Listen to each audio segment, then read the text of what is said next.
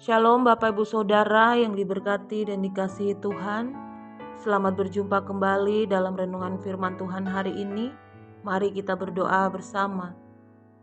Tuhan, saat ini kami kembali datang kepadamu.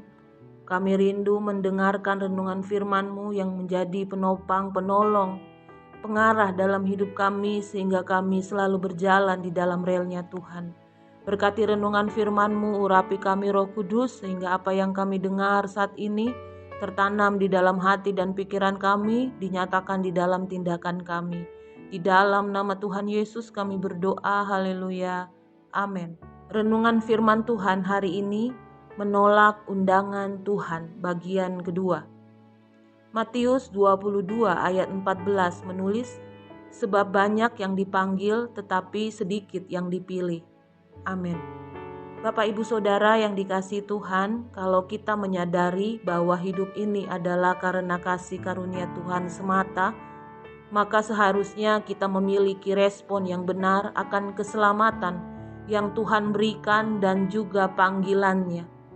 Sampai saat ini pintu anugerah keselamatan dan berkat-berkat-Nya masih terbuka dan tersedia untuk siapapun yang mau datang memenuhi undangan Tuhan.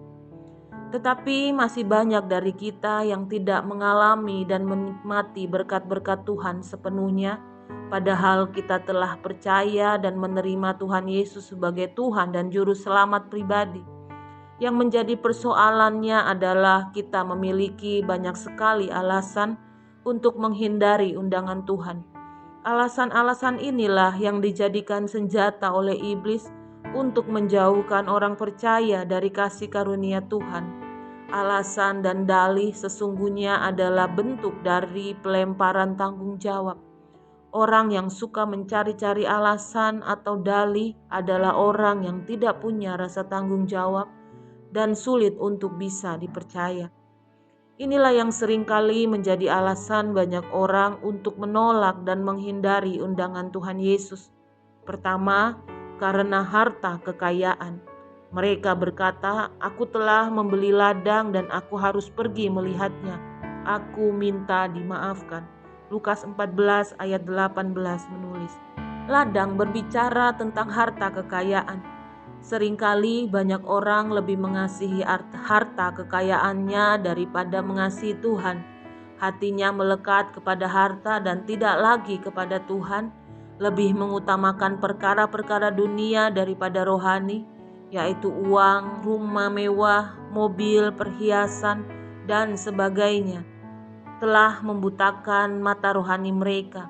Kita bisa belajar dari pengalaman orang muda yang kaya yang tercatat di dalam Matius 19 ayat 16 sampai 26 yang lebih memilih meninggalkan Yesus daripada harus membagi hartanya kepada orang miskin. Kita patut bersyukur jika Tuhan melimpahkan berkat melimpah, namun semua itu tidak boleh menjadi berhala dalam hidup kita atau mengalihkan fokus kita dari Tuhan.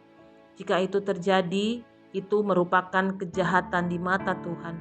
Di zaman sekarang ini, orang lebih berorientasi mengejar harta siang dan malam, sementara ibadah, pelayanan, dan menabur tidak mereka pedulikan sama sekali.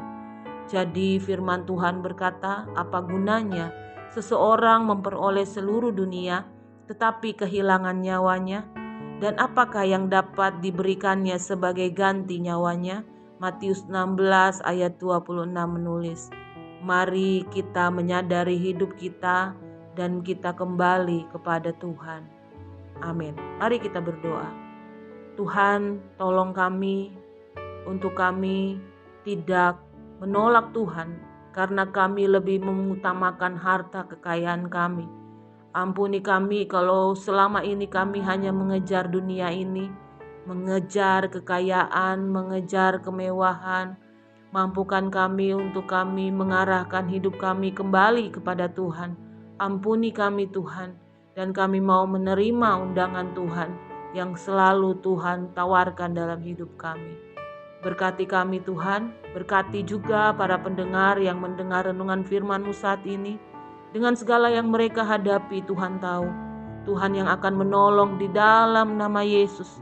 Ampuni setiap dosa dan pelanggaran yang dilakukan, sehingga Tuhan mengarahkan pandangannya kepada para pendengar saat ini.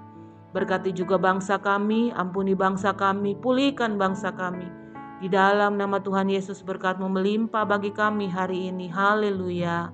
Amin. Selamat beraktivitas. Tuhan Yesus memberkati kita semua dengan limpah hari ini. Amin.